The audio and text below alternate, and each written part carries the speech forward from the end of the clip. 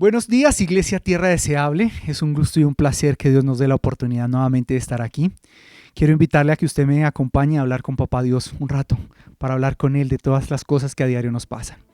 Amado Dios, Padre, Hijo y Espíritu Santo, hoy nos ponemos y nos encomendamos en tus manos, siendo tú el dador de la vida, siendo tú el que día a día tiene el control de todos nuestros asuntos, de nuestras cosas personales, de nuestro corazón, de nuestra alma, sentimientos, emociones, salud.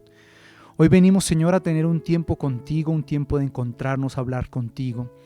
Ese tiempo, Señor, que nos merecemos día a día contigo, un tiempo en el cual tú nos esperas para escucharnos, para que también, Señor, podamos escuchar tu voz.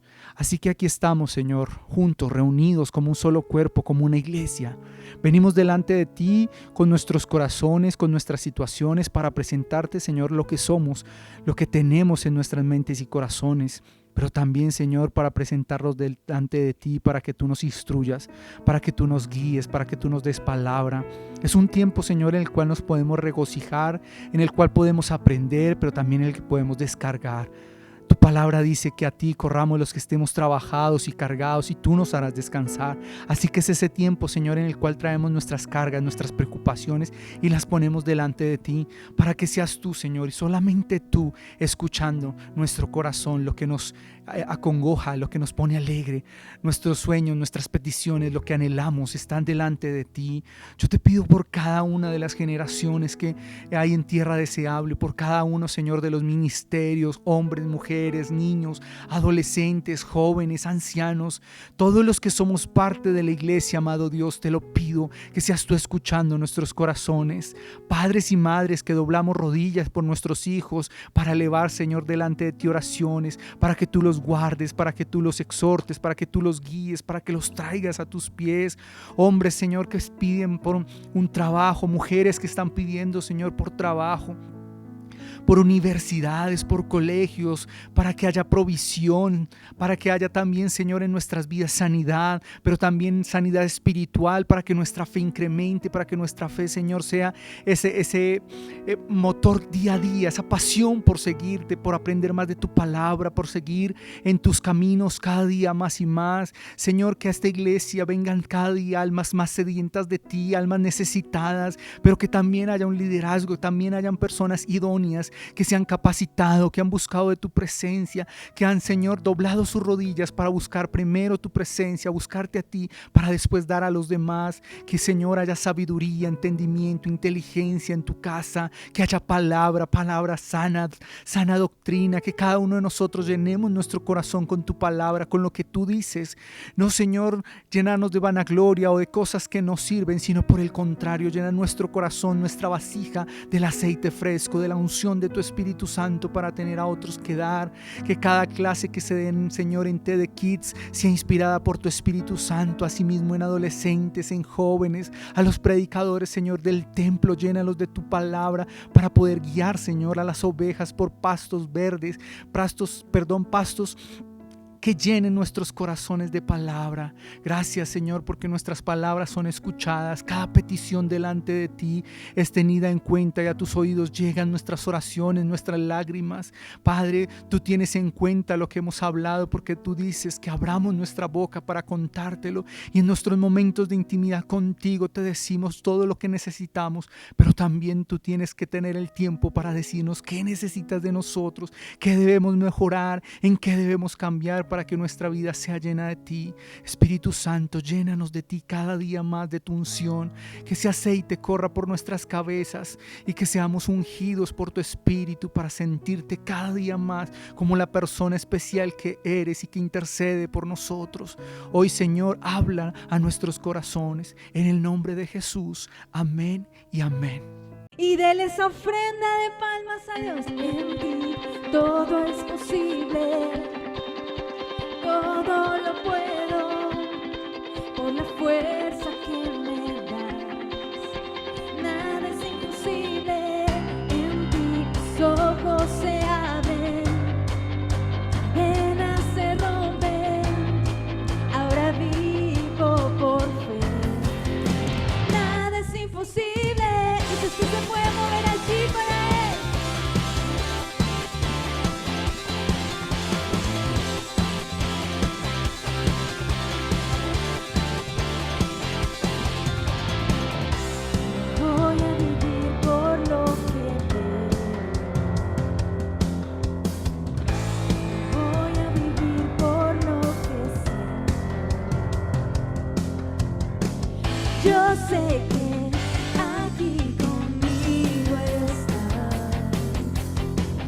Yo sé que todo es posible en ti todo es posible, todo lo puedo por la fuerza que me das. Nada es imposible en ti, mis ojos se abren, cadenas se rompen, ahora vivo por fe. Y decimos, nada es imposible.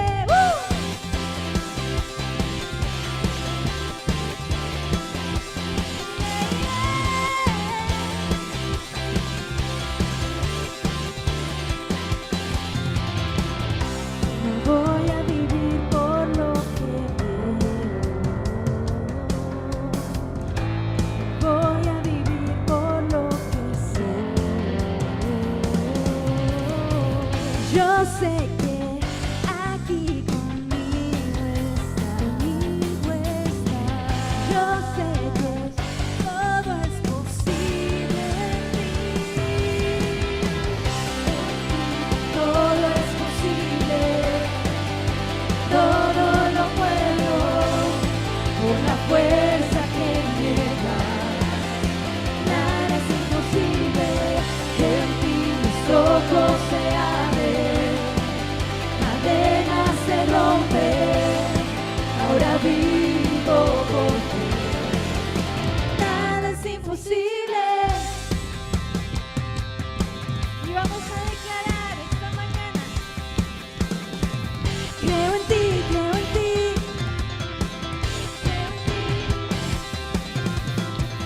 creo en ti, creo en ti, creo en ti, Jesús. Creo en ti, creo en ti, creo en ti, creo en ti, Jesús. Creo en ti, creo en ti, creo en ti, creo en ti, Jesús. Creo en ti, creo en ti, creo en ti, creo en ti, Jesús. Creo en ti, creo en ti, creo en ti, creo en ti, Jesús. En ti todo es posible, todo lo puedo por la fuerza que me das. Nada es imposible, en ti mis ojos se abren, cadenas se rompen, ahora vivo por fe. Nada es imposible, creo en ti, creo en ti, creo en ti, creo en ti, Jesús. Creo en ti, creo en ti, creo en ti, creo en ti, Jesús. Buen día, iglesia. Un tiempo más en el que podemos aprender más de la palabra y quiero que usted me acompañe en esta mañana a aprender un poquito más. Y precisamente el tema que vamos a hablar hoy es de eso, de aprender. El título que lleva esta enseñanza dice: todos tenemos algo que aprender y algo que enseñar. Y vamos a remitirnos a una de las cartas que escribió el apóstol Pablo a Tito.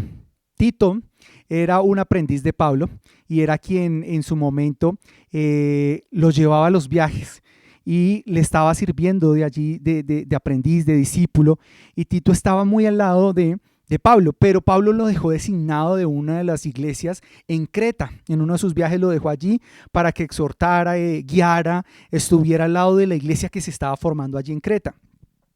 Así quiero que arranquemos esta enseñanza con Tito 2.15. Tito 2.15 es el final de este capítulo y nos dice en la versión PDT: eso es lo que tienes que enseñar.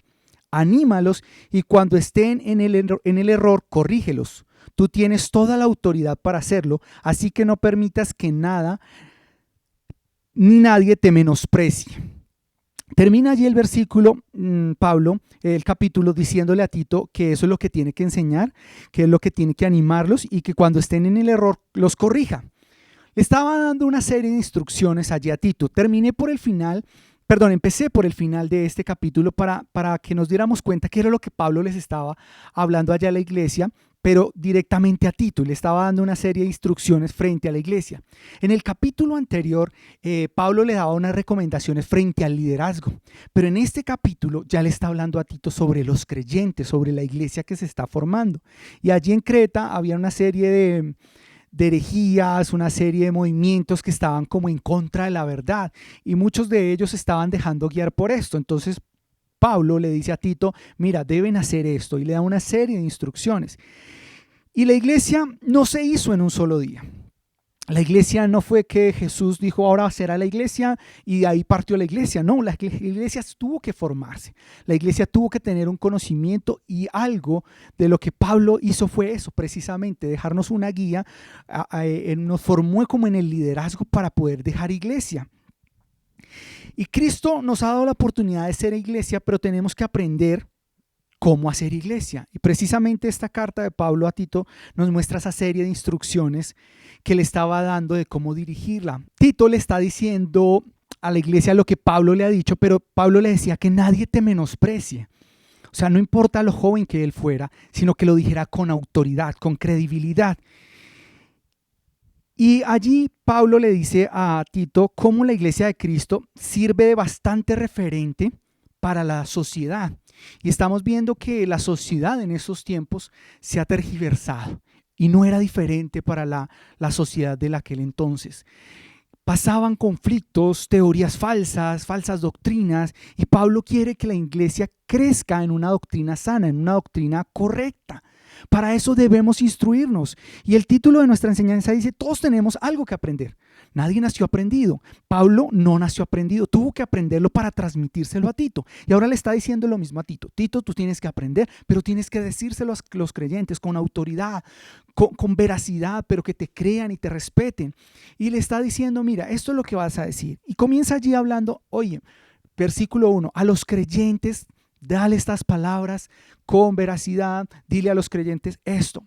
Comienza a sus creyentes hablando a la iglesia. Tito tenía que hacerlo a la iglesia. Y luego puntualiza en una serie de generaciones específicas. Y me llamó la atención mucho porque Pablo le está diciendo puntualmente cómo y a quiénes, ¿cierto? Y le está dando una serie de recomendaciones, primero para animarlos, exhortarlos y guiarlos. Y esto es algo que Cristo ha hecho diariamente con la iglesia. Nos exhorta porque no siempre somos perfectos, pero primero nos anima, lo están haciendo bien. Ay, pero hay que corregir esto, ¿cierto? Y nos anima a hacerlo y también nos guía, nos brinda un parámetro a seguir, cómo y hacia dónde debemos ir. Como lo lleva la iglesia a que Tito sea el ejemplo. Porque es muy fácil a veces decir palabras, pero si con nuestro ejemplo no lo estamos haciendo, pues de nada nos sirve. Y esto nos lo muestra ya en los versículos siguientes. A partir del 2, Pablo empieza a decirle, habla a los ancianos. ¿Y qué nos dice entonces? Nos habla allí de que a los ancianos deben tener respeto, buen juicio, eso es decir, como buen testimonio, respeto, ¿cierto? Porque a veces somos mayores y entonces yo soy el mayor. Pero hacia abajo también debemos dar respeto, ¿cierto? Que se fortalezcan en la fe y que tengan amor y paciencia. Y esto empieza desde arriba. Él empezó hablando a los ancianos. Pablo le dice que tengan fe, que se fortalezcan, porque los ancianos normalmente se vuelven las columnas de la iglesia. Y esto era lo que Pablo quería decirle a Tito, mira, rodéate de gente que se te vuelva tu columna, tu fortaleza. Y los ancianos de nuestra iglesia son esas columnas que tenemos, son esos hombres y mujeres que se arrodillan a orar, que están firmes en la fe. Y eso es lo que les está diciendo Pablo allí, que se vuelvan firmes, que tengan una fe fortalecida, amor y paciencia. Y yo preguntaba, ¿por qué amor y paciencia?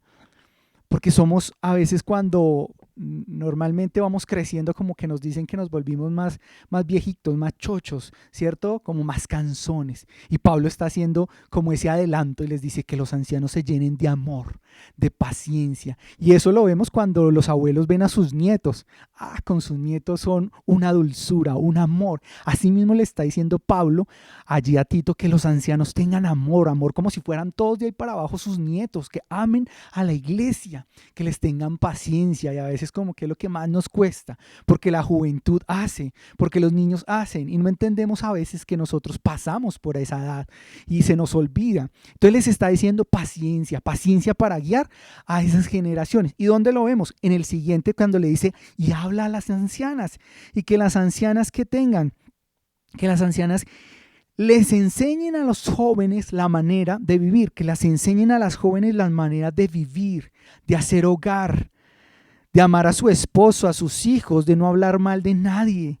Les está dando una serie de recomendaciones ahora a esas mujeres que son testimonio, esas mujeres que deben ser las que forman hogar, mujeres virtuosas, dice la palabra, pero que no se queden serlo, no solo ser en nuestra casa una excelente ama de casa, una excelente mujer, una mujer de fe, sino que hay que enseñarlo. Todos tenemos algo que aprender, pero todos tenemos algo que enseñar. Y eso es lo que Pablo le está diciendo allí a las mujeres. Oiga, enséñenle a otras cómo hacerlo, porque no nacimos aprendidos.